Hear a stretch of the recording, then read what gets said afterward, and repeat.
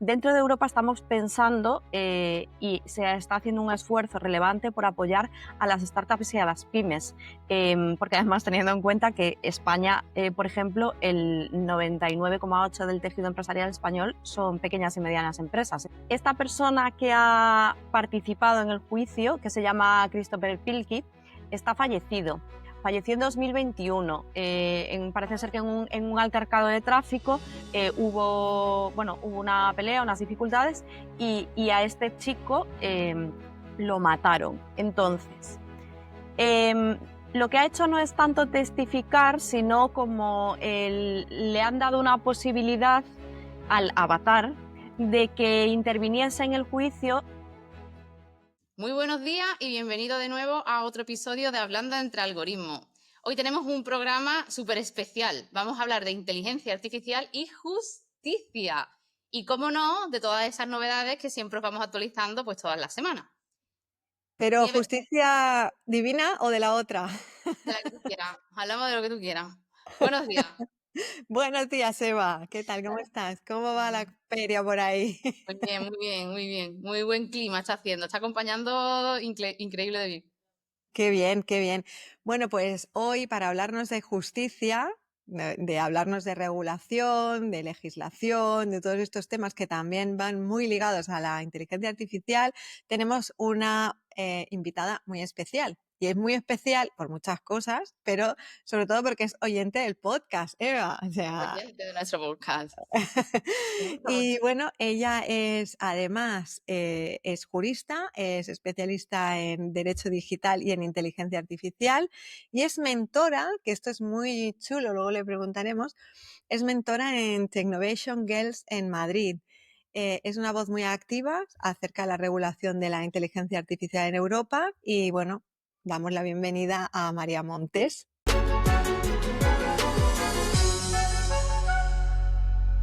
Buenos días, María. ¿Qué tal? Buenos días, chicas. Pues aquí encantada de estar con vosotras, ya que, como bien habéis dicho, soy oyente del podcast, entonces estoy muy contenta y muy emocionada. Qué bien, qué guay. ¿Dónde estás, María? ¿Dónde estás tú ahora mismo, físicamente? En ¿Dónde la estás? geografía española, pues estoy en Galicia, en A Coruña. Además, tenemos un fin de semana maravilloso, o sea que se levanta uno con mucha energía y espero transmitirla en la entrevista de hoy y que la charla sea muy entretenida para todas las personas que nos escuchen y nos Oye, vean. qué triángulo más chulo, ¿no? Hemos hecho un triángulo, ¿no? Barcelona, Vigo. ¿Has dicho Vigo? Coruña. Coruña, perdón, Sí, nada, perdonadme los nada. de Coruña. Barcelona, Coruña, Cádiz, ¿no? Ha quedado muy bien. Pues María, ¿te parece si nosotras damos las noticias bueno, lo sabes porque eres oyente, las noticias de la semana, bueno, las noticias más recientes, las que la verdad que nos cuesta cada vez más escoger porque pasan tantas cosas que es una locura porque no, o sea, tendríamos que hacer un podcast de 7 horas, no sé, algo que no lo escucharía nadie. Entonces, nos cuesta mucho escoger, pero bueno, vamos allá con la primera, que empezamos bastante fuerte. En Estados Unidos, en Estados Unidos han habido unas declaraciones en el Senado, el senador Ted Cruz ha estado haciendo unas declaraciones en las cuales prácticamente ha dicho que solo hay dos opciones. O optamos por liderar la batalla de la inteligencia artificial, el desarrollo de la inteligencia artificial, o regular la inteligencia artificial. Este ha sido su planteamiento. Después han habido también declaraciones de Sam Altman, pero bueno, yo que Sam Altman diga que lo que hay que hacer es no regular la IA, lo entiendo, porque al final él es el CEO de una empresa de inteligencia artificial que va a pedir. O sea, esto es bastante lógico, ¿no? Entra dentro de...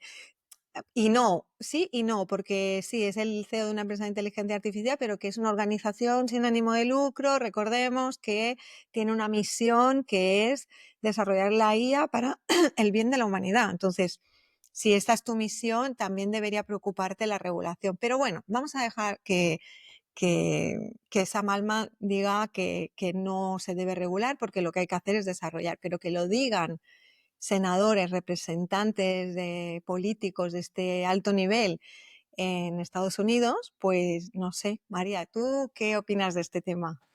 Bueno, antes de entrar en materia, quiero destacar una cuestión que además la acabas de explicar tú muy bien. Ellos están ahora mismo en una postura de o blanco o negro, desde mi punto de vista. Y claro, hay una gama de grises ahí impresionante que sería quizás la parte más interesante. Entonces, efectivamente, digamos que a mí me gustaría hablar de tres bloques distintos, digamos, de forma geopolítica, porque creo que así vamos a ver la globalidad y cómo se está enfocando en cada uno de los bloques, que sería, por un lado, Estados Unidos, que además es el que va ligado, digamos, en la mente de todos al desarrollo tecnológico y con todo ese tejido empresarial que tienen de las grandes tecnológicas. Luego estamos aquí en Europa, nuestra querida Unión Europea, que ha optado, digamos, por una opción intermedia desde mi punto de vista, que ahora hablaremos de ella, pero sin embargo que se ve solamente como enfocada en regular, regular, regular. Y por otro lado está China y el bloque más asiático, que ellos ya por sus propias políticas se encuentran en un estado como más centralizado, con un control estatal grande, pero que están abogando por la optimización como han hecho siempre, o sea, es decir, por coger tecnologías que ya están, ya se han comenzado a desarrollar y ellos optimizarlas de tal forma, como han hecho, por ejemplo, con DeepSeek, que implique muchísimos menos recursos, vaya mucho más rápido, etcétera, etcétera. Entonces, en la Unión Europea, yo creo que es muy importante que tengamos en cuenta que lo que se está buscando es un equilibrio entre el desarrollo y la regulación. Lo que pasa es que esto es muy difícil de conseguir. Entonces, es cierto que nosotros abogamos por regular y además yo os voy a dar mi opinión y muy, muy sincera, que yo creo que la regulación es imprescindible para la seguridad y para la transparencia y la homogeneización de ese mercado de desarrollo, de la creación de aplicaciones de inteligencia artificial que beneficien al mercado común. Porque si no, pensad que la incertidumbre que tendrían todas estas empresas que desarrollen y los riesgos y, por ende, el desembolso económico que puedan hacer y el dinero que puedan perder es llamativo. Entonces, es cierto que como estamos buscando ese entorno, digamos, de equilibrio y más flexible, primero hemos regulado, con lo cual lo que ha sonado hacia afuera es mucho la regulación, pero yo querría eso, que lo viésemos desde una forma de llegar a tener un desarrollo que sea sostenible, que sea ético y que además permita tener seguridad a las empresas y a las startups. Sí, pero estarás de acuerdo conmigo que regulación, sobre todo en Europa, lleva asociado burocracia, ¿vale? Burocracia, porque regular no es una cosa que hacemos, nos ponemos y lo hacemos en un rato, sino que lleva una serie de pasos, ¿no? Que lo que hacen es que alargan muchísimo todos los procesos. Y cuando una empresa quiere implementar alguna tecnología nueva, lo que no puede, si le pones tanta burocracia con la finalidad de regular, muy bien, pero lo que estás haciendo es ponerle un montón de trabas que lo que hace es que esa empresa queda atrás, queda parada y dentro de una tecnología o dentro de este tipo de innovaciones, ya está, has perdido la carrera, ¿no? Ya no vas a ser una empresa tan competitiva, mientras que otras empresas en un mercado global, porque si no hubiera un mercado global y todas las empresas estuvieran actuando solo en su zona, pues muy bien, oye, muy bien, nosotros lo hacemos a nuestra manera y ahí os matáis vosotros, ¿no? Pero es que eso no es así, es que esas empresas que están haciendo las cosas sin regulación, están vendiendo sus servicios aquí. Y entonces la empresa que quiera desarrollar aquí se encuentra con una regulación. Es que esto es lo mismo que ha estado pasando tantos años con la fabricación, ¿no? Fabricar en Europa era costoso porque había una serie de normativas de lo que se tiene que reciclar, cómo tiene que estar esa planta industrial, los salarios que tienen que cobrar los trabajadores, que les tienes que dar o sea, todo eso, toda la regulación laboral, medioambiental, que estamos todos de acuerdo que es necesaria y que es buena y que es así, pero ¿qué pasa? Que si a la vez permites que un producto que se está fabricando en un país donde no existe toda esa regulación se pueda vender aquí, entonces nadie puede fabricar aquí, porque, o sea, el problema es que estás compitiendo, el producto es igual, pero a uno le ha costado hacerlo 3 y al otro le ha costado hacerlo 30. No puedes sacarlo al mercado en las mismas condiciones. Esto es lo que yo me temo que va a pasar con el desarrollo de la inteligencia artificial, que aquí no van en Europa no se van a poder hacer desarrollos o no van a haber empresas exitosas con esta tecnología porque la burocracia de la regulación les va a poner tantas trabas que no va a permitir que puedan competir, mientras que sí que se les va a abrir la puerta a que esas otras empresas que no están respetando, porque donde ellos lo están desarrollando no existe esa regulación, sí vayan a entrar aquí a vender sus servicios. Menudo melón que acabamos de abrir. Em, Efectivamente, hay una parte de, digamos, de avance en esa carrera por el desarrollo tecnológico en la que en concreto Estados Unidos nos lleva mucha trayectoria, pero ya no de ahora, quiero decir con la inteligencia artificial, sino anterior. Y además tenemos que tener también en cuenta las diferencias culturales y políticas entre ambos. Es decir, nosotros vivimos dentro de la Unión Europea y España en concreto en un estado del bienestar con una serie de derechos por parte de las personas que vivimos aquí, los trabajadores, etcétera, que todo eso ya encarece lo que es el mercado o el desarrollo dentro de cualquier organización o de cualquier empresa. Entonces, vaya eso por delante, lo que teniendo en cuenta que la Unión Europea ha decidido regular y lo ha hecho, creo que ha sido una regulación en la que han tenido en cuenta que no nos quedásemos atrás en la carrera tecnológica, aunque como decía antes, no es tan fácil de conseguir. Tienen medidas previstas que están, algunas están ya en funcionamiento y otras lo irán estando a lo largo de los próximos meses, porque estamos todavía en una parte, digamos, como muy inicial de todo lo que tiene que ver con el desarrollo de la inteligencia artificial y, por tanto, sé que son medidas pequeñas, pero esto lo que quiere decir, o sea, es que hay una estrategia y que lo que quieren es apoyar a ese mercado y a esas empresas para que salgan. Dentro de Europa estamos pensando y se está haciendo un esfuerzo relevante por apoyar a las startups y a las pymes, porque además teniendo en cuenta que España, por ejemplo, el 99,8% del tejido empresarial español son pequeñas y medianas empresas. Entonces, lo que están haciendo es apoyarlas con la utilización o la puesta en marcha, digamos, de esa regulación y del desarrollo de funcionalidades, herramientas de inteligencia artificial, cumpliendo con esa normativa. En España, en concreto, está en marcha el sandbox del marco regulatorio de la IA, que lo que están haciendo, tienen 12 empresas metidas dentro de este sandbox y las están apoyando. Primero, para ver cómo es la puesta en práctica, digamos, real.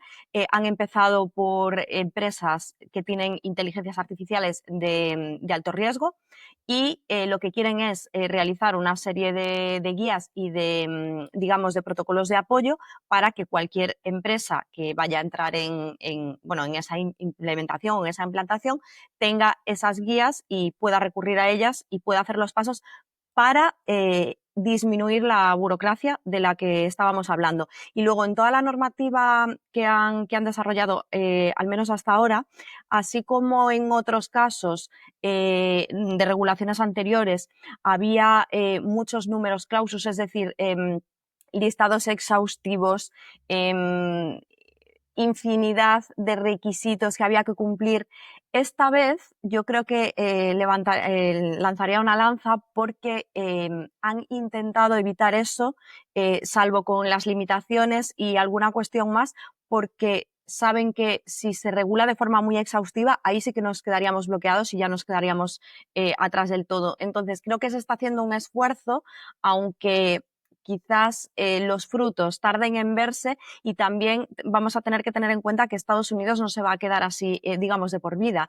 Han pasado un momento político concreto, quiero decir que es pasar de la era Biden a ahora la administración Trump, están en un momento de impasse también y algo tendrán que regular. Lo que pasa es que nosotros, por ejemplo, Europa decide hacerlo ya de forma global, es decir, regulando la inteligencia artificial, por decirlo de algún modo, en su totalidad, y luego que los Estados miembros pues, vayan adaptando esa regulación y ampliándola. Y sin embargo, probablemente Estados Unidos lo que haga es hacerlo por píldoras, para abordar cuestiones concretas pues, que en un momento dado le presenten dificultad o vea que están presentando dificultad al mercado, y para agilidad y rapidez de esa aplicación. Pero yo tendría en mente eso, que desde Europa se están lanzando muchas iniciativas para poder apoyar y reducir la burocracia al mínimo.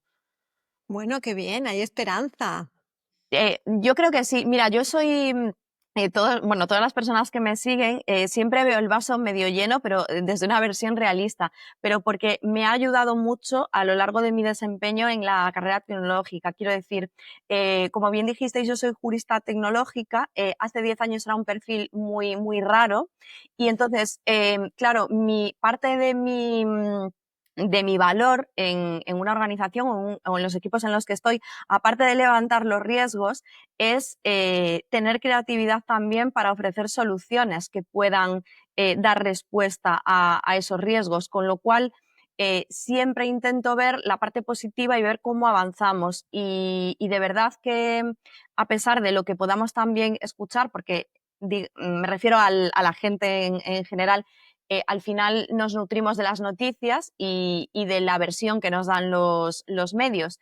Que no digo con esto que no nos den la versión adecuada, sino que al final es mucho más atractivo para vender pues, un tipo de noticia más de nos quedamos estancados, que de las políticas que está llevando a cabo la Unión Europea y España, por ejemplo, en nuestro caso, que es, bueno, como menos atractivo. Entonces, yo creo que hay mucha esperanza, pero hay que tener en cuenta eso, que vamos a ir un poquito más lentos, pero que se ha tenido en cuenta que necesitamos avanzar y no nos podemos quedar solamente en regular o en esa capa, digamos, como más superior de la inteligencia artificial y de debate más teológico que tecnológico.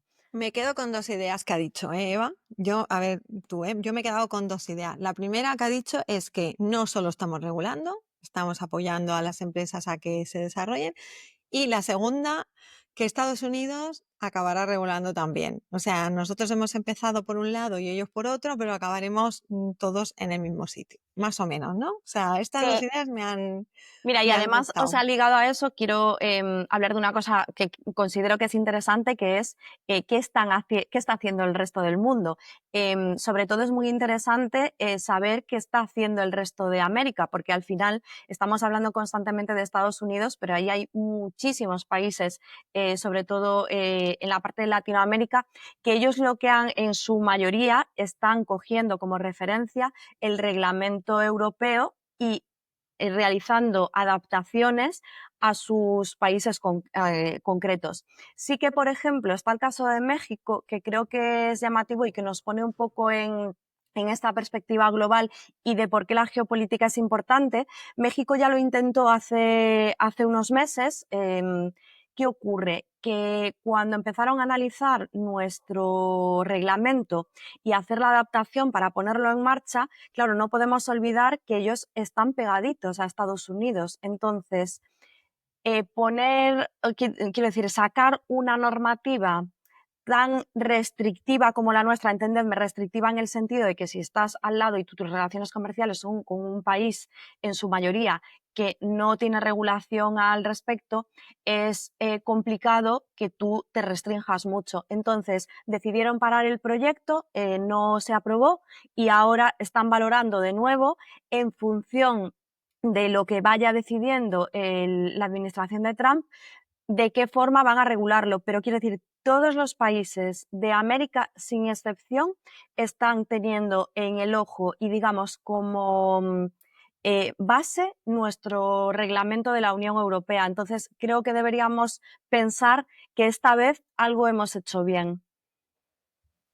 O sea que no se trata de ir rápido, se trata de hacerlo bien. Sí, sin olvidar que el mercado sigue avanzando muy rápido y que la inteligencia artificial va muy rápido. Entonces, creo que esta vez, a pesar de que se criticó bastante que la regulación se hacía como muy pronto, sin tener todavía experiencia suficiente dentro del campo de la inteligencia artificial, desde mi punto de vista fue un acierto, porque eso nos ha permitido ahora ya tener esa, digamos, esa primera capa reguladora para que ahora los Estados miembros se pongan las pilas y ya vayan organizándose y también sacando sus propias normativas para aplicar esa norma europea y poder entrar a pelear y a luchar por el desarrollo también dentro de Europa, pero adaptados a nuestra normativa. Yo estoy de acuerdo con que metan normativa, lo veo súper necesario y además seguridad, pero que eso no ralentice el proceso de crear empresas, porque al final aquí en España se están empezando a crear muchas empresas que se apoyan en IA. Si nosotros nos ralentizamos, está claro que es lo que dice Nieves, el mercado de otros países nos va a sobrepasar. ¿Y cómo asumimos esto? Cuando vemos que una IA ya a día de hoy nos está quitando puestos de trabajo y es una realidad. Hay que buscarse otros medios. Entonces, yo lo único que espero es que Europa lo haga, pero que nos deje un poquito, o sea, que no nos asfixie en cuanto a burocracia, que por lo menos ahí que sean un poquito más, que dejen Eva, la te manga estás más ancha. adelantando, Eva, te estás adelantando a la segunda noticia. ¿Me Explícala estoy ya, si adelantando? quieres, te estás adelantando. No.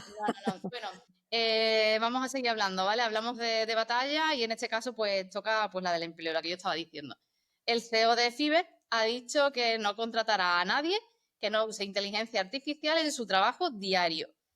Así que nada, literalmente pues la IA viene a por tu trabajo, suena a película de miedo.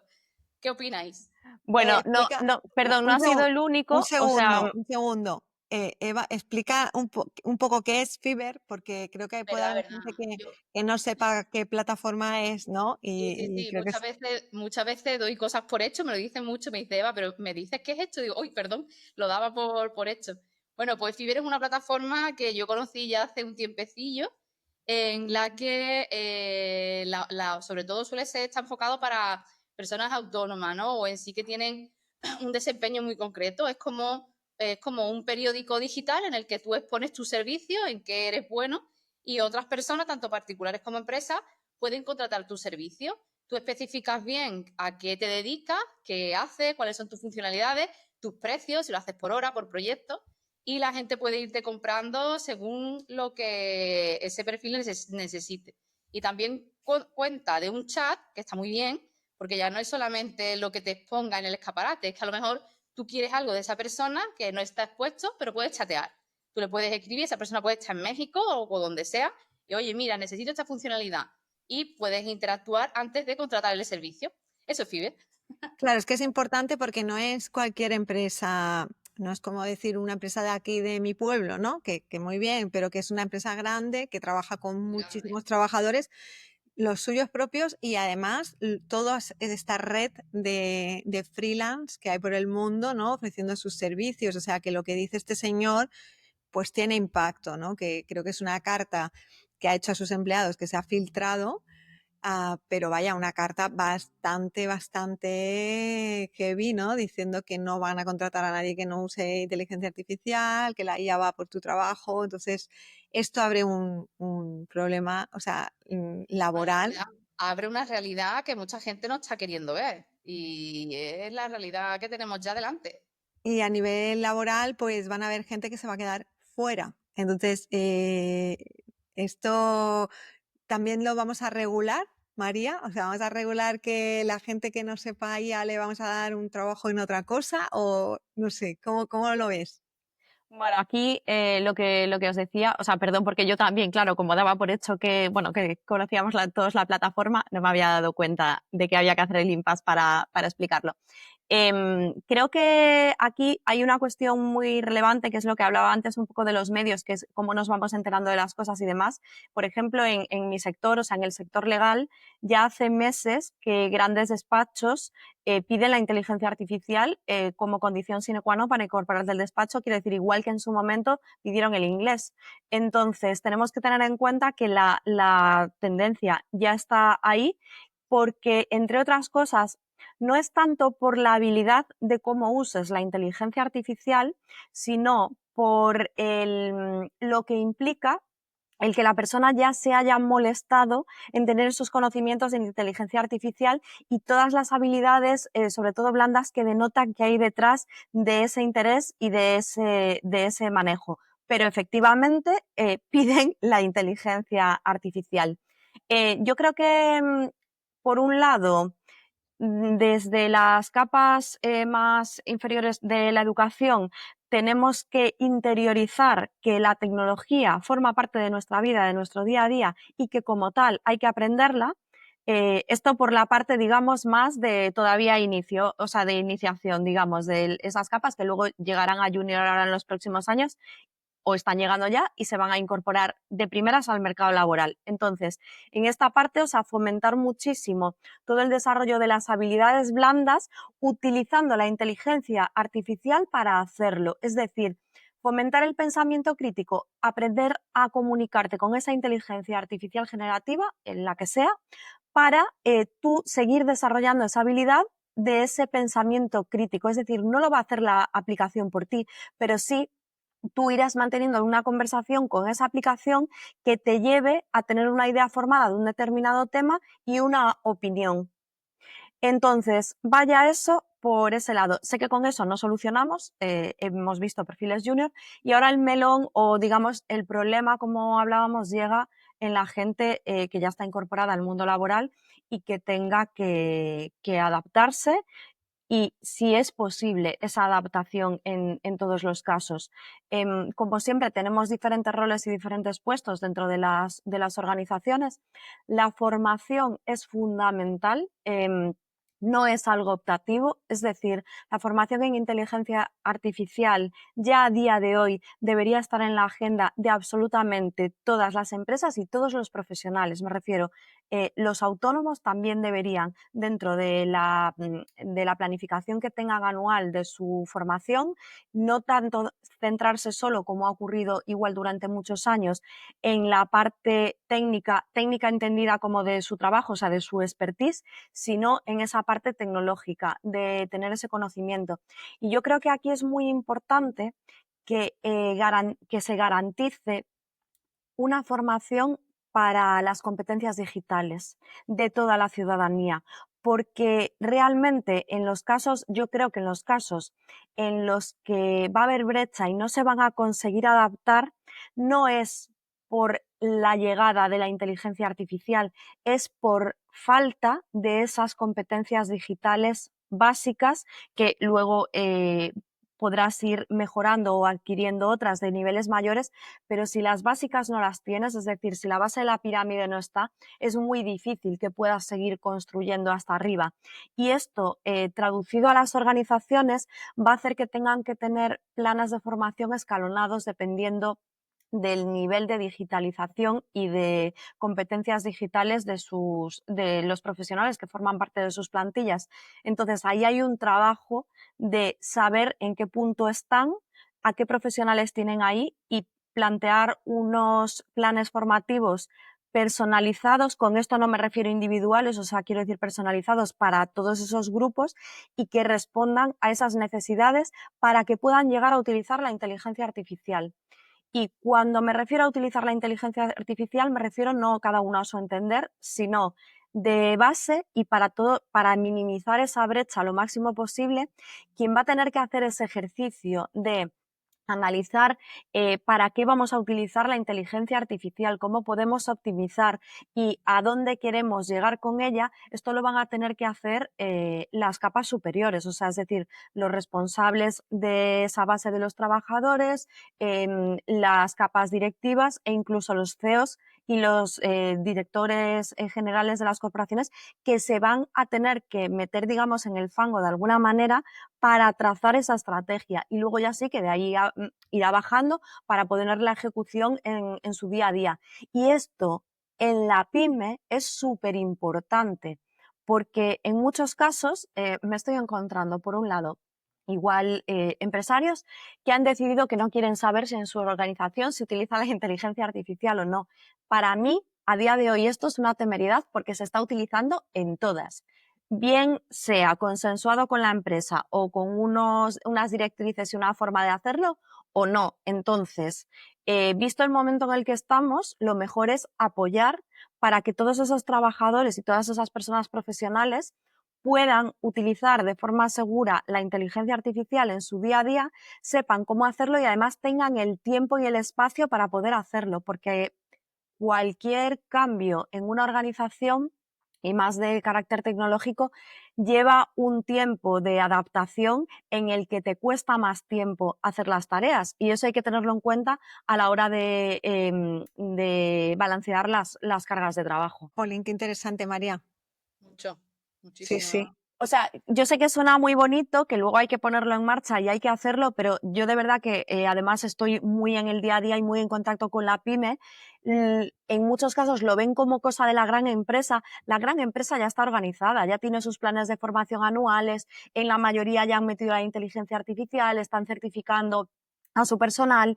El foco y este ejemplo que pongo de, por ejemplo, de cómo hacerlo, obviamente a muy grandes rasgos, es para la pyme y para los autónomos, porque muchísimas veces el autónomo se olvida de él. O sea, quiero decir, tiene tantas tareas en su día a día que o si ya tiene personal a su cargo también, a veces se enfocan mucho en ofrecerle cosas y darle a su personal y sin embargo ellos no las están haciendo o no las están adoptando. Entonces es muy importante que empiece por ellos para que después puedan ayudar a otras personas o incluso a otros colaboradores y dentro de la pyme para que puedan competir con el resto del mercado, porque si no se van a quedar fuera.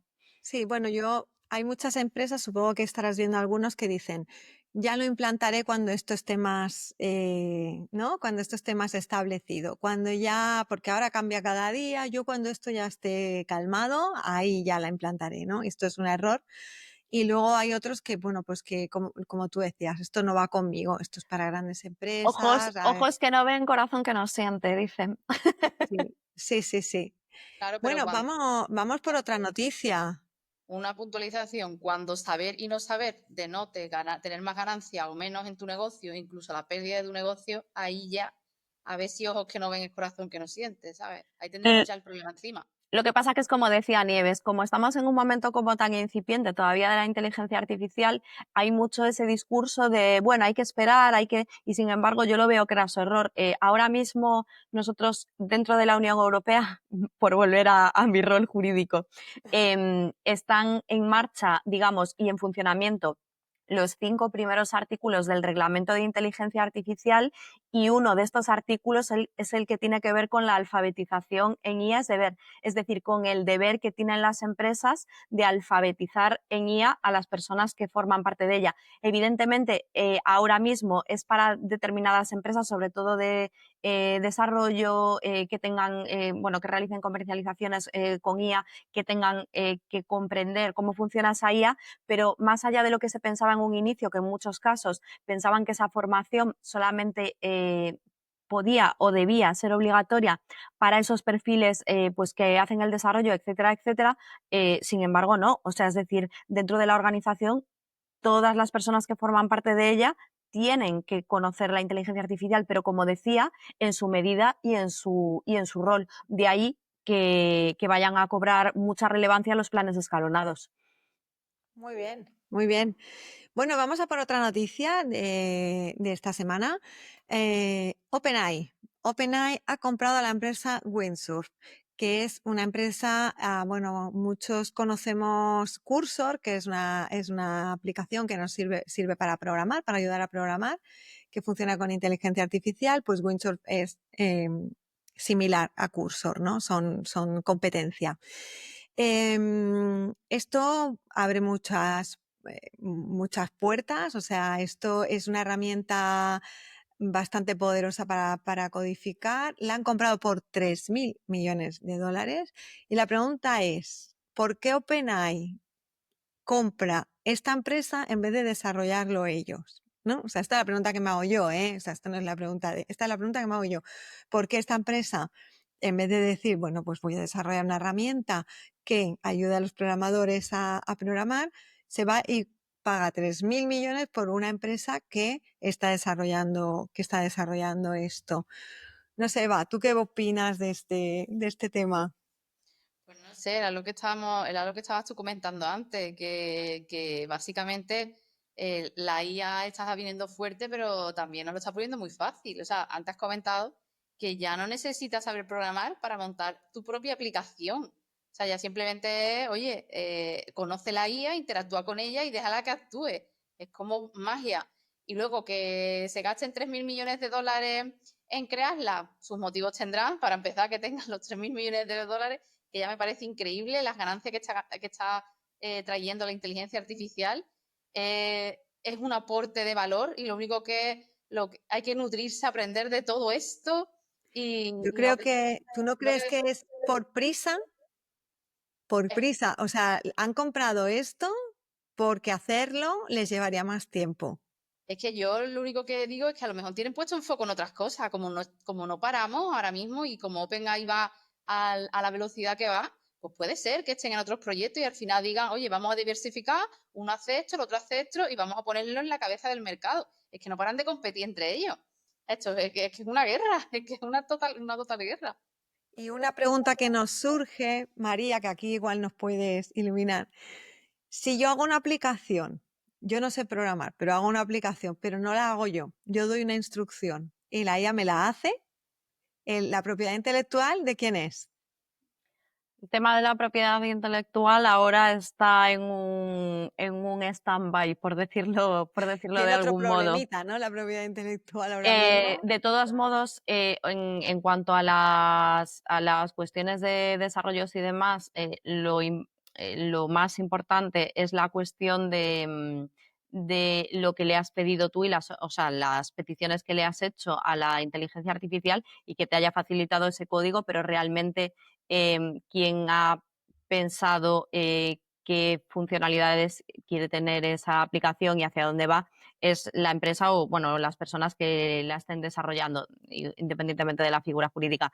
Entonces, ahora mismo el debate está más en qué ocurre con la información con la que se hayan podido entrenar esas inteligencias artificiales y lo que te proporciona esa IA, de dónde ha bebido esa información. Entonces, el debate va a estar más ahí que en la propia autoría, me refiero de si te ha ejecutado la instrucción que le has pedido la inteligencia artificial. De todos modos, por aportar también mi opinión, que también la tengo, yo creo que ha sido una mezcla de las dos cosas, es decir, de lo que decíais, de si ya tienen una tecnología desarrollada, X empresa, puedo ir mucho más rápido, lo puedo sacar al mercado y puedo hacerlo ya. Y luego, OpenAI, o sea, quiero decir, recordemos que tiene muchísima información nuestra, muchísima. Entonces, una de las principales cuestiones, que además lo vi en un estudio hace poco, no recuerdo exactamente de qué organización era el estudio, decía que uno de los principales usos que se le está dando a las herramientas de inteligencia artificial generativa es la generación de código para programar.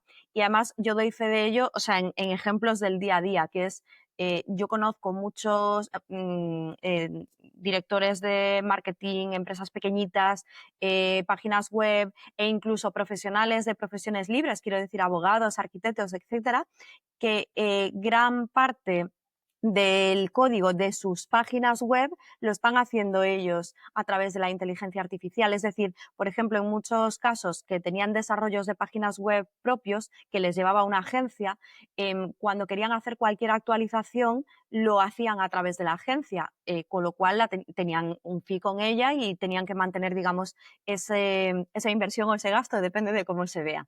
Y ahora lo hacen ellos mismos, es decir, entonces lo que como uno de los principales usos está siendo ese, yo creo que mataban dos pájaros de un tiro en este caso, tanto por agilidad como por quitarse un competidor del mercado, porque evidentemente si han comprado el producto es que creen que el producto es bueno, entonces qué mejor que ya hacértelo tuyo y poder ya desarrollarlo con toda esa información que tú tienes. Pues qué bien para otras empresas como Cursor, que ahora debe estar frotándose las manos, porque dirá, si han comprado a este, que era más pequeño que yo, y lo han comprado por 3.000 millones, ¿cuánto vale mi empresa, no? O sea, esto es así. Yo, respecto a esto que decías de la propiedad intelectual, hay algunas aplicaciones de las que puedes utilizar de forma gratuita para hacer imagen, que si tú estás en la suscripción gratuita y generas y creas una imagen, no te dan los derechos de autor. Se quedan los derechos de autor ellos. Entonces, esto que tú decías, ¿no? De, bueno, pero es que si tú la indicación se la has dado tú y la idea es tuya, la autoría es tuya. Bueno, pues hay algunas aplicaciones que ahora mismo eso no es así, Sí, pero quiero no te decir, la están dando. en este caso estaba hablando de la creación de código, única y Vale, vale. exclusivamente. Efectivamente, en el caso de obras como puedan ser, por ejemplo, de carácter más, digamos, artístico, o sea, que puedan ser creación de imágenes, por ejemplo, es un tema además muy, muy controvertido porque o sea, en el caso de que hayan sido creadas con inteligencia artificial, va a ser muy complicado y ahora mismo ya lo está haciendo que te dejen registrarlas, por ejemplo, y teniendo en cuenta también el momento incipiente en el que estamos, es decir, dentro de la regulación, en nuestro caso de la Unión Europea, y China, por ejemplo, también lo va a hacer en la misma línea, está una de las directrices que están marcadas dentro del reglamento, es que el contenido generado o modificado por inteligencia artificial va a tener que llevar unas marcas de agua para que se pueda identificar. No tiene que ser a simple vista, pero que se pueda saber que hay inteligencia artificial detrás de ese contenido. Y eso no solo va a ir, digamos, para el mercado y para la población en general, sino que eso también va a influir de manera muy significativa en todo lo que tiene que ver con esa regulación de los derechos de autor, sobre todo. Ya está ocurriendo también con creaciones musicales que hagas, por ejemplo, con Suno, con la aplicación, que evidentemente la autoría de esas obras que hagas con inteligencia artificial no te la puedes adjudicar porque no es tuya.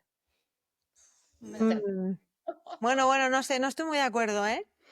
Quiero decir, falta mucha regulación, y de hecho pensábamos, por ejemplo, que dentro de la Unión Europea, nosotros en España, esta parte quizás la iba a bajar un poquito más nuestra regulación específica, es decir, ahora mismo en España lo que tenemos es un anteproyecto de ley de la inteligencia artificial, pero no ha entrado ni a esta parte, digamos, en concreto, ni ha entrado tampoco a la parte de la regulación de los contenidos con los que se entrenen las inteligencias artificiales en esta parte también de derechos de autor y demás. Entonces, o sea, todo lo que he contado son opiniones mías e interpretaciones de cómo está la narrativa. Sí, Ahora sí, pero mismo no yo hay, no, no hay no nada puedo estar muy cerrado. de acuerdo porque es como si dijeras, cuando las fotos ya se hacían digitales y no había que ir y revelarlas, ya no tiene los derechos de autor. Ya la foto, porque claro, eso es muy fácil, hacer una foto ahora ya es tan fácil que ya no, hombre, es una herramienta que me facilita, ¿no?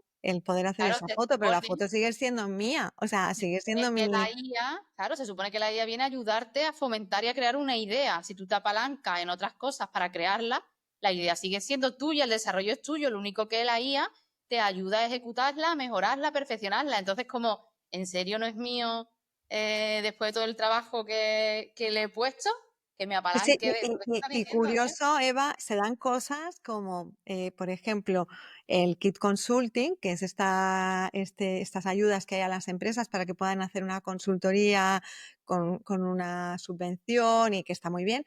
Pues tú puedes hacer una consultoría de inteligencia artificial, ¿vale? Pero cuando presentas la memoria como consultora, esa memoria no se puede hacer con inteligencia artificial. Y dices, vamos a ver, soy una consultora de inteligencia artificial. He ido a ver cómo implementar la inteligencia artificial en una empresa y cuando tengo que presentar mi memoria con el resultado de esta consultoría, no puedo utilizar la inteligencia artificial. O sea, a mí me parece el colmo del absurdo. O sea, es como, tienes que venir a ver cómo digitalizamos la empresa, pero me lo tienes que presentar en papel y hecho a mano, ¿no? O sea, Y a boli. y a boli, ¿no? Porque claro, porque tú me lo tienes que presentar a mí que yo vea que tú lo has hecho como los deberes de los niños, ¿no? Que haya hecho, a ver, los deberes, ¿no? Está hecho a mano. Entonces yo esto no acabo de estar de acuerdo. O sea, yo creo que al final tu trabajo uses la IA. O sea, estamos diciendo que todo el mundo debería usarla, que tienen que aprender a usarla, pero luego le vamos a poner marcas de agua para que si la has usado, le quitamos valor a tu trabajo. O sea, ya no vale tanto, ya no es tan bueno, ya ni siquiera es tuyo. No sé, yo no lo veo. Yo, Chica, vamos a pasar del código al contenido, porque venga, aquí venga, va, venga, va. aquí son opiniones, es que... En fin, Heigen lanza Avatar 4. Es un sistema que permite crear avatares súper realistas, con una sincronización labial perfecta. Esto me encanta. Esto es increíble. Esto me encanta. Ideal para hacer vídeos en varios idiomas sin tener que grabarte pues como unas 20 veces. O sea, esto es ideal Yo para esto ya lo he probado, Eva, ¿eh? Yo esto ya lo he probado y esto es la leche. O sea, esto sí que le recomiendo a todo el mundo. Además, ahora, Agent, si entras, te puedes registrar y te lo dejan probar gratis. Y es, o sea, increíble. Tú te grabas hablando cualquier cosa, ¿no? Este podcast, mira, cuando acabemos igual lo hago, cojo un trozo y lo pasas por allí y sale exactamente igual en otro idioma. O sea, en japonés. Tú y yo ahí hablando el podcast en japonés. o sea, el movimiento labial es exactamente igual que el vocablo. Exacto. Entonces, estoy loca por probarlo ahora cuando terminemos el... ¿Tú te imaginas? En chino. Le voy a poner el podcast en chino. Venga, ponemos trocito en chino, María. Oye, además que hemos hablado de China varias veces, igual tenemos ahí un público y un mercado. Oye, ¿te imaginas? Nos crecen los Obvio. seguidores ahí, vamos. Venga, decidido, chino. Hoy hablamos chino. 中文，我要用中文播放播客。来吧，玛利亚，我们放一小段中文的。而且我们已经多次谈到中国了，说不定我们在哪里还有观众和市场呢？你能想象吗？我们的粉丝数量在哪里增长了？走期。就这么定用中文，今天我们说中。Sí, sí, totalmente.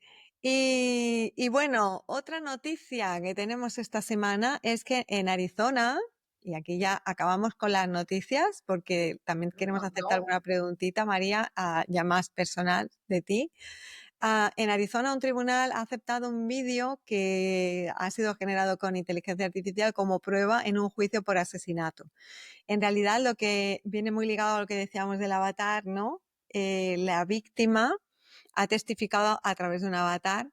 Seguramente algún problema habría para que esa persona no pudiera testificar en persona y ha utilizado un avatar. Yo no sé bien cuáles han sido los motivos, pero la cuestión es que ya se ha aceptado, o sea, lo que aquí importa, digamos, es el precedente, ¿no? En que se ha aceptado un vídeo hecho con inteligencia artificial como una prueba judicial. Y eso supongo que abre un mundo, ¿no? Un precedente y no sé, no sé cómo va a avanzar la justicia. ¿Habrán jueces hechos por IA que, oye, igual, poca broma, que tal cual se me está viniendo a la cabeza, igual van a ser mejores los jueces hechos con IA que los humanos?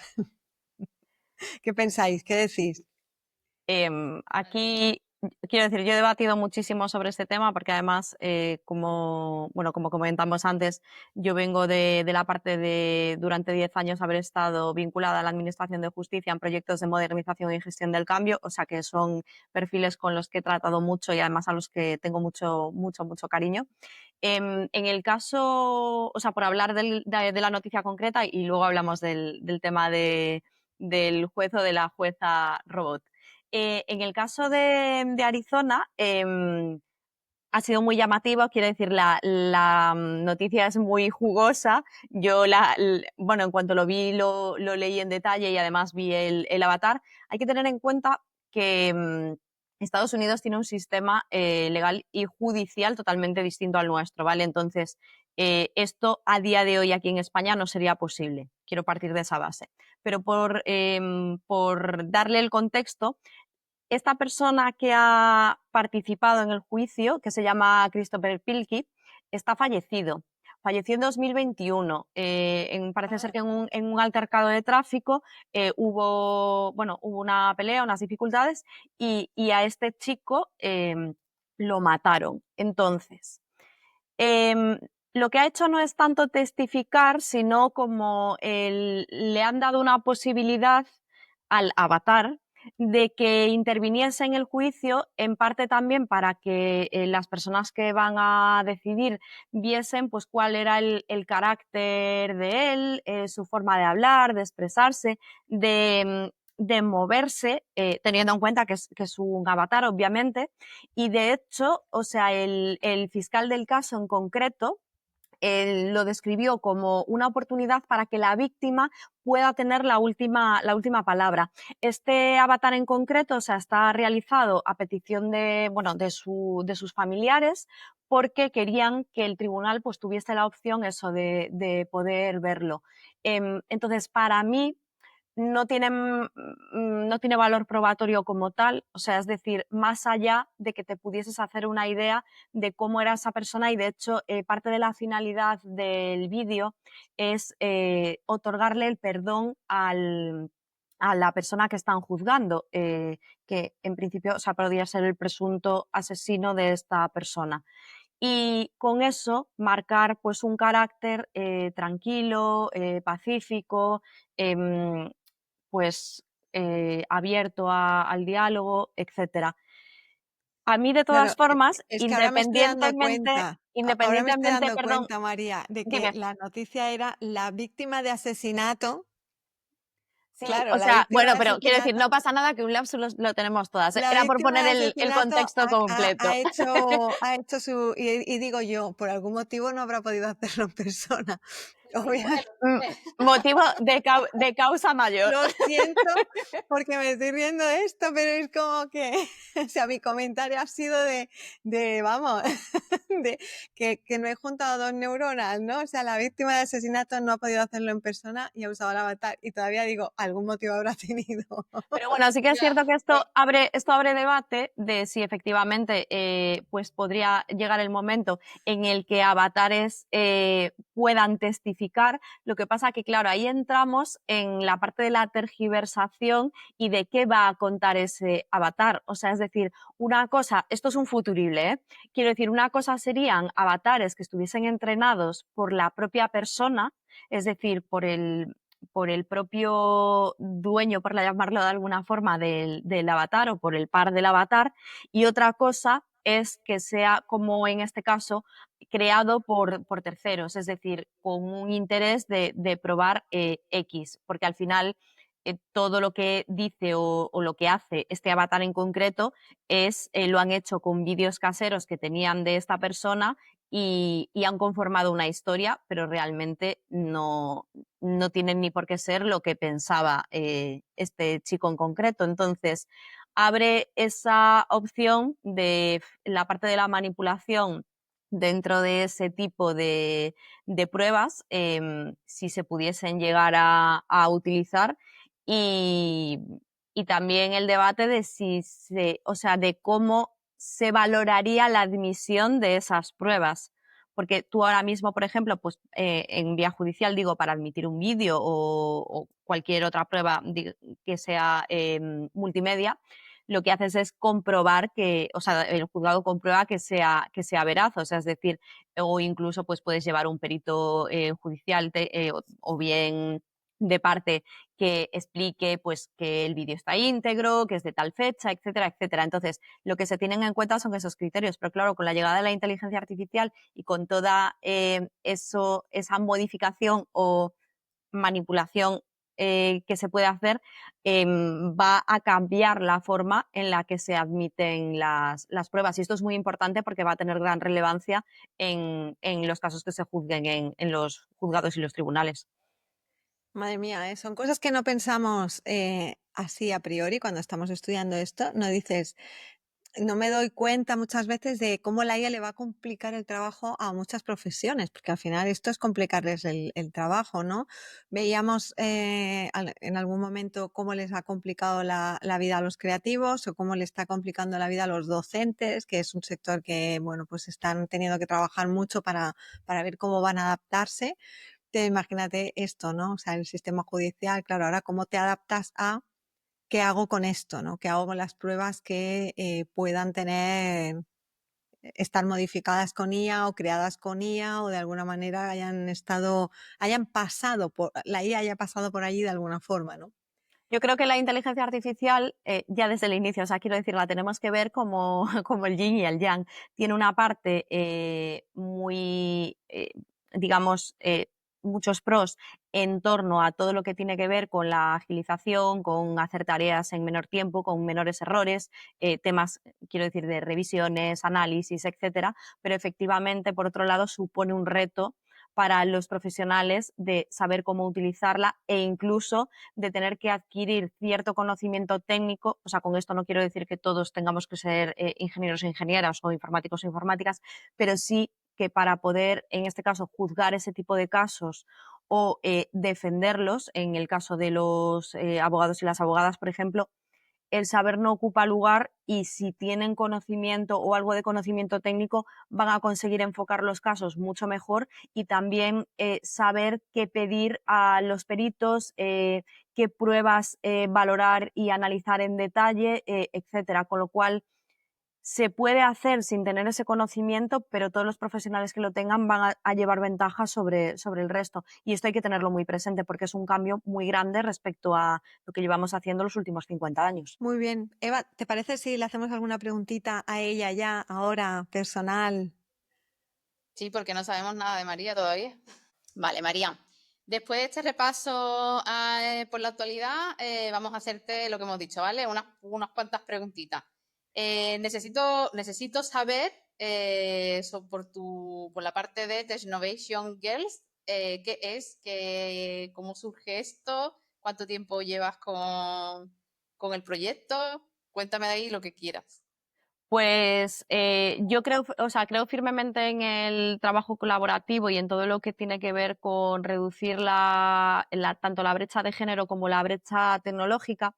Entonces, este año me surgió la oportunidad de poder colaborar con Technovation Girls, en este caso Technovation Girls Madrid, a través de su embajador en España, que es Power to Code, y apoyar como mentora a equipos de chicas que, por un lado, quieran ver cómo sería el desarrollo de una carrera STEM y potenciar las habilidades, estas blandas de las que hablábamos tanto, que van a ser necesarias, apoyadas con la parte tecnológica y con la inteligencia artificial. Entonces, yo en concreto he tenido la suerte de que tengo un equipo junior de 5 chicas entre 11 y 15 años, o sea, veis que Muy, tengo muy ahí además junior, o cierta sea, son disparidad. pequeñas. Sí, pero, o sea, os prometo, de hecho, mira, hemos entregado proyecto hace unos días y tenemos la presentación regional el día 24. Alucinaríais con la capacidad que tienen las niñas o sea, quiero decir de todo, de razonamiento, creativa, de buscar soluciones a dificultades que se nos han ido planteando en la programación de la aplicación. En este caso, además, ellas han elegido todo, quiero decir, basado en los objetivos de desarrollo sostenible, en dar respuesta a varios de ellos. Ellas han optado por crear una aplicación que apoye a víctimas de bullying, de acoso escolar o de violencia sexual. Quiero decir que creo que es un tema duro y también difícil para abordar desde esas edades.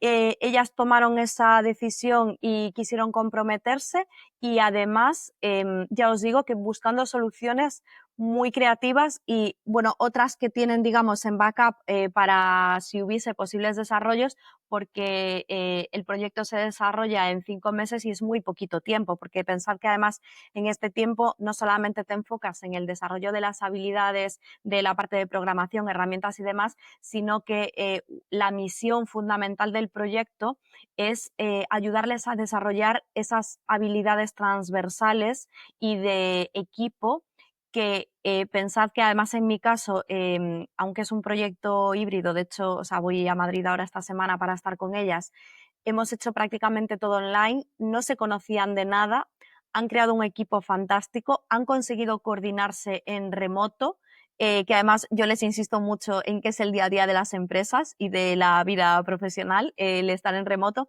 y ayer lo destacaban ellas, que casi de los mayores aprendizajes que han tenido ha sido el conseguir trabajar y escucharse y entender que no siempre tienes la razón y que hay otras ideas de otras personas que son igual de válidas o incluso mejores que las tuyas, reconocerlo sin sentirte mal, que esto me llamó mucho la atención, y luego el haber conseguido cumplir los hitos y las fechas con los entregables y el trabajo y demás, sin discutir, que hicieron mucho hincapié, y en remoto, o sea, haciendo absolutamente todo en digital.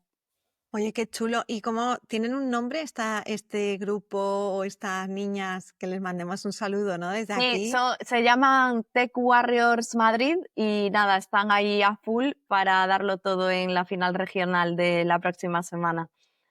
Pues un Besitos para besito. ella y mucho ánimo, vamos. Genial. Eso. Oye, María, también este tipo de proyectos incentivan el emprendimiento, la generación de ideas, el salirse un poco del rol, ¿no? Que siempre lo establecen de carrera, tu carrera, tu máster y venga a una OPO también le estáis dando herramientas para que ellas mismas puedan decir, oye, pues yo quiero abrirme mi carrera profesional de manera independiente, de manera autónoma. Me da esa pinta también, ¿no? Sí, y sobre todo también, o sea, uno de los objetivos principales, tanto de la organización como de los mentores y mentoras, es que tengan referentes. Es decir, porque, por ejemplo, y ahora sí que quiero decir, voy a barrer para casa, yo que estoy en distintas instituciones y organizaciones que impulsan el liderazgo femenino, faltan muchos referentes en las carreras STEM femeninos. Es decir, muchas veces, y de hecho tanto mis niñas como en otro tipo de foros en los que participo, casi siempre saben decirte algún referente masculino, pero a veces cuando le preguntas por un referente femenino no saben responder.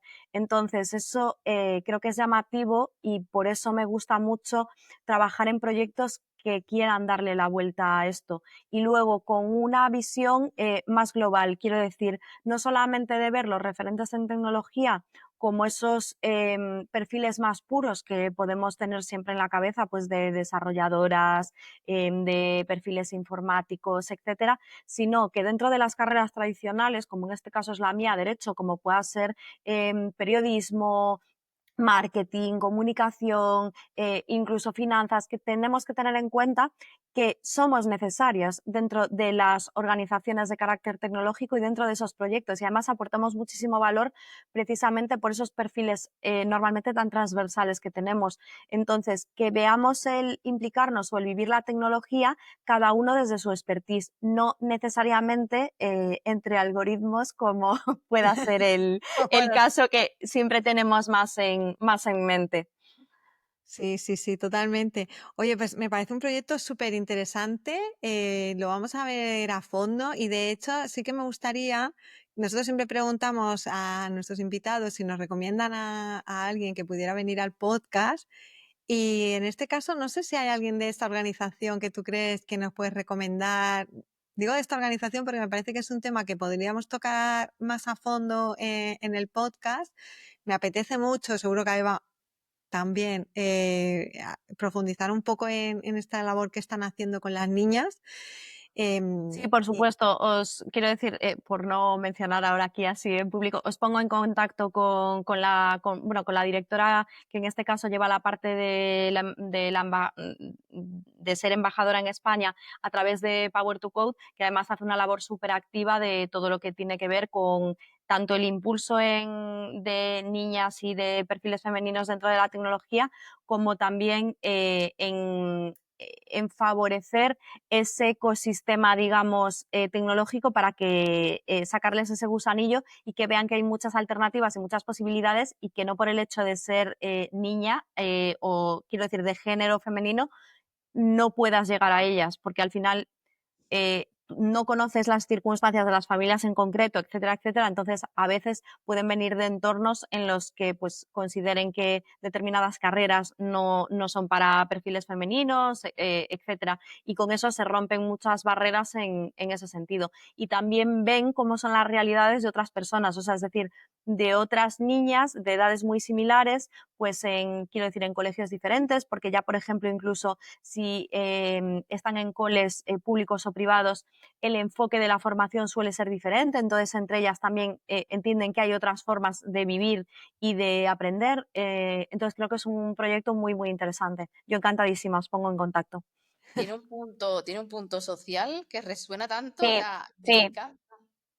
De hecho, o sea, cuando, bueno, tuve la oportunidad a través de otra organización a la que pertenezco, que es Latina Sintec, en concreto también en Madrid, y a través de Latina Sintec hicieron un llamamiento para buscando mentoras en este caso, porque era para el inicio del proyecto, bueno, mentoras y mentores, perdón, que lo he dicho en femenino por mí. Y entonces me sumé a la aventura, además dentro de Latina Sintec ya había muchas profesionales y muchas colegas y amigas que tengo que ya habían sido mentoras en otras ediciones, con lo cual me animaron muchísimo a hacerlo, pero de verdad que no fui capaz de valorar el alcance y la satisfacción hasta que no lo viví. Jolín, qué Bueno, chulo. qué Bueno, bueno. y ya para despedirnos, sí que nos gustaría que nos hagas la futurología que antes no nos has acabado de contestar, el tema de los jueces robots o, bueno, para darle un poquito más de alcance, ¿no? No dejarlo solamente en el juez robot, que es algo como anecdótico, algo un poco de Black Mirror. ¿Cómo ves tú la llegada de la IA en todo el sistema judicial? ¿Hasta qué punto podría beneficiar? Vamos a ponerlo en positivo, no te voy a preguntar cómo le va a perjudicar, no, cómo le va a beneficiar, cómo va a hacer que, o si tú crees que puede hacer que las decisiones judiciales sean más justas, sean mejores y que sea una ayuda para la justicia, o no lo va a ser, o será mejor mantenerla al margen y que sigan siendo humanos los que tomen estas decisiones. Bueno, yo soy pro tecnología 100%, no puedo decir otra Enhorabuena, le cosa. pregunto. Entonces, o sea, inteligencia artificial dentro de la justicia, sí o sí. Ahora, con ética, con responsabilidad y con medida. Con esto, ¿qué quiero decir? Quiero recomendar, por un lado, encarecidísimamente una película que es Justicia Artificial, que si no la habéis visto, no sé si todavía estaba en Prime, creo que todavía sigue.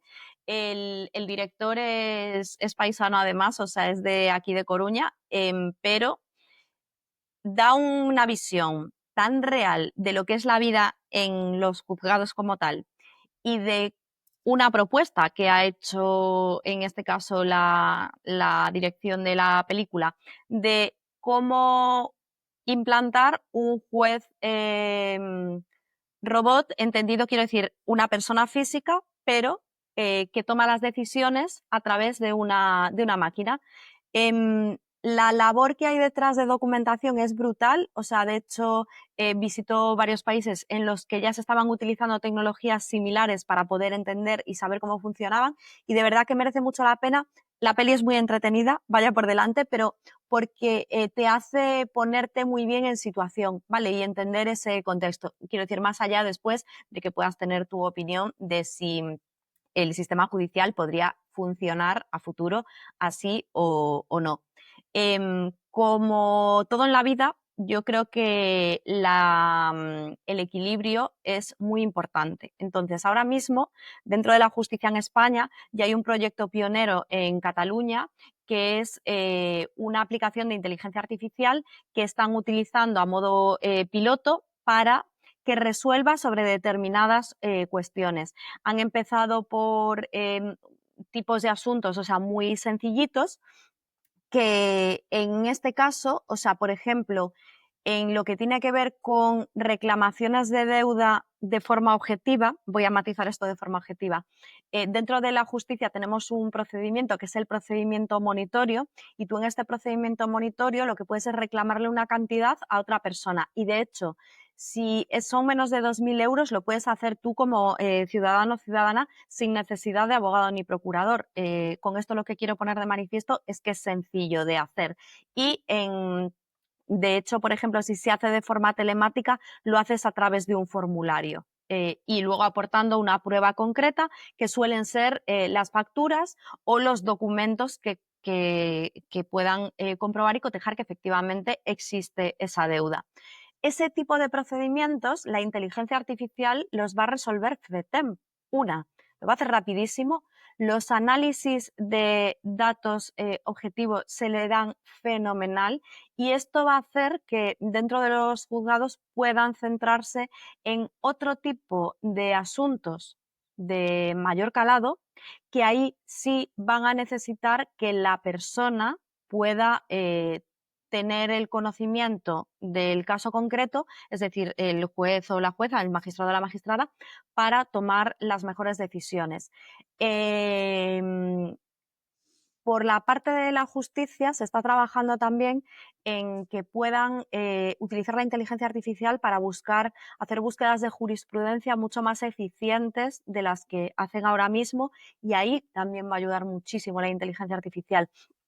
Ojo, es importante lo que le pidas a esa inteligencia artificial, es decir, la búsqueda de esa jurisprudencia o de esas sentencias va a ser mucho más ajustada y mucho más efectiva si tú la instrucción que le des o los campos que marques para acotar llevan el mayor detalle posible. Pero teniendo esto en cuenta, va a favorecer muchísimo la agilidad dentro de los órganos judiciales. Me consta además, quiero decir, porque además lo sé de primera mano, que se sigue haciendo un esfuerzo terrible en la formación en competencias digitales de todo el personal de los órganos judiciales, es decir, de todas las capas, y esto va a hacer que además de que vivan y convivan con ese expediente judicial que a día de hoy ya es electrónico en prácticamente todo el territorio, que además se puedan apoyar en funcionalidades desarrolladas con inteligencia artificial para desarrollar su trabajo de forma mucho más efectiva, más certera y más ágil. Qué bueno. O sea que ya hay trabajito ahí por delante. Y luego, por ejemplo, por poner así la nota de otros países, que creo que es interesante, Argentina lleva ya una larga carrera dentro de lo que es la implantación de la inteligencia artificial en justicia. Quiero decir, ellos, Argentina, que a pesar de lo que podríamos pensar, quiero decir, quizás por la situación económica del país, de hecho, probablemente no hayan podido avanzar más rápido o no haya tenido mayor dificultad por la situación económica y política que han vivido en los últimos años. Pero con esto no quita para que tengamos ese conocimiento de que ellos ya tienen métricas porque ya la han usado a lo largo del último año completo, con lo cual están sacando ahora las métricas y los informes de los resultados de 2024. Y en temas de agilidad es increíble el avance y la evolución. De media, en la búsqueda de sentencias para resolver un caso por parte de un juez, una jueza, un magistrado, una magistrada, hablo de en general y de media, son unas 2 horas, y se prevé que con la inteligencia artificial se pueda reducir a aproximadamente unos 20 minutos. Entonces, para casos complejos, Entonces, el cambio es muy grande porque todo ese tiempo restante, hasta las 2 horas que utilizaban antes, lo van a poder utilizar tanto para pulir esa búsqueda si necesitan seguir indagando, y para valorar nuevos argumentos o ponderar otro tipo de pruebas que muchas veces a día de hoy ni les da tiempo a hacerlo. Entonces van, digamos, a la parte más que ya tiene más trayectoria o más tradición dentro de lo que pueda ser nuestra jurisprudencia.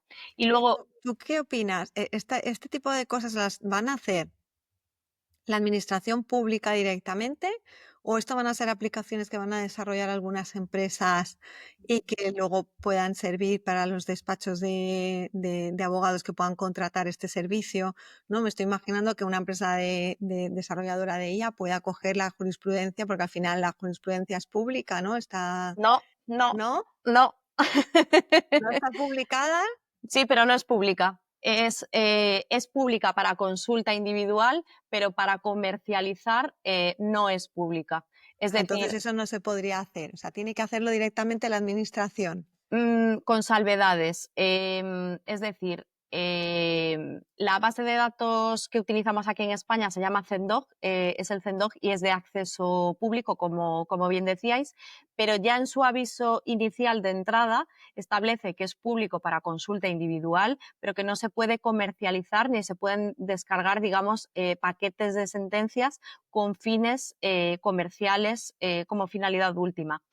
Hay una salvedad, que es que en España hay determinadas empresas que tienen un acuerdo con el CENDOG para poder nutrirse de estas bases de datos para poder facilitarle buscadores más avanzados a los profesionales, es decir, a los despachos de abogados, procuradores y graduados sociales. Pero es con un acuerdo previo que tienen con el CENDOG para poder utilizar esta base de datos. El tema del desarrollo de las aplicaciones dentro de la Administración de Justicia, yo en todos los casos que conozco son licitaciones públicas que salen a concurso y las gana determinada empresa que ha presentado obviamente la mejor propuesta o la mejor oferta y las desarrollan únicamente y exclusivamente para justicia, pero también porque las necesidades de la Administración de Justicia y las que pueda tener un despacho profesional son totalmente diferentes.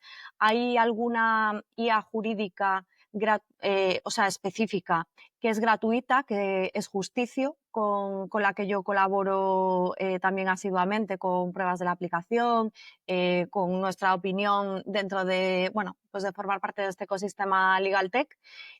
Justicio es una aplicación gratuita a la que se puede acceder y se pueden hacer consultas jurídicas y te arroja esa información. Y después, las tradicionales bases de datos que tenían, y que tienen todo ese contenido de tantos años y además de tanto valor, incluidos manuales, incluida jurisprudencia comentada, etcétera, etcétera, han desarrollado módulos de inteligencia artificial y herramientas concretas para que se pueda nutrir y beneficiar la práctica privada de ese tipo de herramientas, y ha surgido alguna startup también que funciona como, digamos, como copiloto de IA de los profesionales jurídicos y que la han alimentado pues, con legislación, con jurisprudencia, etcétera, etcétera, dependiendo de los casos. Y luego, por cerrar con esta parte de la inteligencia artificial, que creo que es importante porque es una opción, una funcionalidad que se conoce poco y creo que va ligado a lo que me preguntabas tú, si de algún modo se podrían beneficiar en la parte privada pues de los desarrollos de la parte pública. No es tanto que se beneficien de los desarrollos, pero lo que sí existe son aplicaciones de análisis predictivo. Entonces, estas aplicaciones lo que hacen es, efectivamente, con todas esas sentencias o esos casos que pueda haber en los que se ha tomado una decisión judicial, se puede hacer por materia o incluso por juzgado un análisis predictivo de un determinado caso. O sea, tendrías que explicarlo, obviamente, cuál es tu caso concreto, y ahí te arrojaría los datos que tiene, por ejemplo, pues ese juzgado de éxito en ese tipo de demandas o no, e incluso podrías ver qué tipo de argumentos se han utilizado en esos asuntos. Esto creo que tiene dos beneficios fundamentales, que es, por un lado, el poder tener información que hasta día de hoy en muchos casos solo te la podía dar la experiencia. Entonces eso va a equiparar también mucho pues, la forma en la que puedan competir perfiles más junior con perfiles más senior dentro de las profesiones jurídicas. Y luego, por otro lado, te va a arrojar datos objetivos, porque muchas veces por la experiencia puedes tener la intuición, pero te faltan esos datos objetivos, y en función de eso, a la hora de argumentarle a un cliente o incluso de negociar con la otra parte, te da una baza muy poderosa porque tú tienes en números exacto qué porcentaje de éxito o de no éxito existe en ese caso, y creo que te da una ventaja fundamental para tanto poder enfocar el caso como para poder defender la mejor postura, que en muchos casos pueda ser un acuerdo. Pues nada, muy bien. Estaríamos aquí todo el día hablando contigo, María, pero es que llevamos ya 1 hora y media de podcast. No sé, muchas gracias. Interesante, muy, muy, muy, muy, muy interesante. Sí. Yo sé que quiero decir, es como poco conocido y que a veces me hace mucha gracia, porque ahora en casi todos los foros a los que voy me dicen, claro, ahora te quieren en todas partes, porque con el tema de la IA ha venido, o sea, lleva aparejado sin querer la parte legal todo el rato. Y digo yo, es que la parte legal ya iba aparejada prácticamente a todo lo tecnológico todo el rato. Otra cosa es que no se veía como tan claro, pero yo de verdad que durante todos estos años he apoyado o he prestado asesoramiento en muchísimos proyectos de distintas, yo estaba en concreto en el sector público, entonces, pero incluso sanidad, educación, etcétera, porque había muchas veces muchos conceptos legales que no estaban claros y era necesario alguien que consiguiese explicarle de forma fácil ese concepto legal a la parte técnica, o sea, a las personas que van a desarrollar o incluso que lo van a defender delante del cliente porque necesitas que lleve esa pátina. Entonces, yo estoy muy contenta de que con la llegada de la inteligencia artificial se haya visto que el derecho no solo es aburrido, que suele ser la idea que hay más en general, sino que tiene esa parte de, digamos, de aterrizaje real y que a día de hoy además es muy relevante dentro de todas las empresas, autónomos, profesionales liberales, etcétera, etcétera. Y esto acaba de empezar, Así que nada, pues María, encantadísima de haber compartido un ratito contigo, de verdad, súper a gusto. Lo que dice Nick, hubiéramos estado aquí horas, lo que pasa es que es imposible que estemos tanto tiempo. Nos vemos cuando esto vaya avanzando, ¿no? Que tiene pinta que avance, ¿no? Sí, además, quiero decir, muy rápido, yo solo por cerrar con, no sé si llamarle con algo anecdótico, quizás de las noticias que más me han impactado a mí ahora de los últimos 15 días ha sido la de que el Papa haya abierto su primer discurso con la inteligencia artificial. Quiero decir, porque en el mundo en el que estamos, que un líder religioso a nivel mundial gran parte de su eje temático sea la inteligencia artificial y por ende la tecnología, creo que ha habido un cambio de paradigma brutal. Bueno, o sea bueno, pero es que... que... Le preocupa hasta el Papa. Exacto, pero es un papa americano, ¿eh? Da Yo igual, ahí lo dejo. se ha metido en la religión y tecnológico, y religión es lo que está diciendo María. Chicas, un placer haber estado con ustedes y nos vemos otro día. Un Igualmente, besito, chicas, un muchas placer. gracias María por tu Gracias. tiempo, por todo lo que nos has explicado, creo que va a ser muy útil para todo el mundo. Y nada, eso, hasta la próxima. Hasta la próxima. Hasta Chao. luego.